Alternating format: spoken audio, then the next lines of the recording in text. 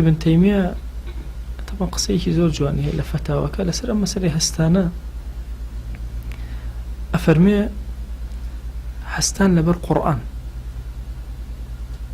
أفرمي أقل لنا قليك هستان لبر يك بو بعادة سنة دواء لبر قرآن شست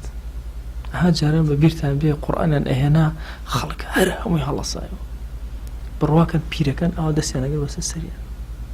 أحسن وقتها بيريه أن زماني أما يشتا أثاري ما بو لمزقوتي جامعي سيروان لأن نجم أكل مع أحمد كاكا محمود بالرحمة بيه كأهات الناو مزقوت شون شابولا دا مزقوت ريزية كم هلا صانو دواء أو دواء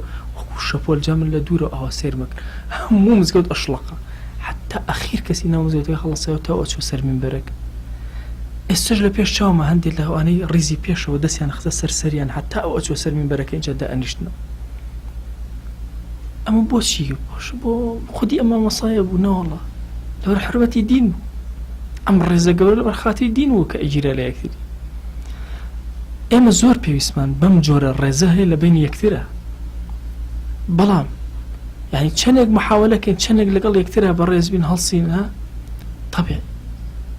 سنتي شو إنسان أجري شيء لسد زيرة بس أو كسيك خلق لبري هالأسير دائما وتأتي وناك وتعرف يعني تبع أتي هاش كسبت مال لبري هالأسير اجتماعي هاش لبري هالأسير هربير لو ناك دو هالصاح هالنصا وانا وتكو عادتي لنا وأنا أكو ابن تيمية رحمة خير بيفرمي بلام أجر كليك شو هستكر أهان الله حزك خلق لبري هالصيتو خلق الرازي اللي بقري أو بوسة أو صفتك إلى صفات تكبر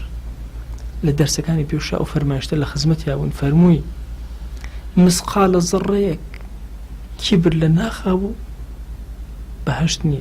مسقال الزريك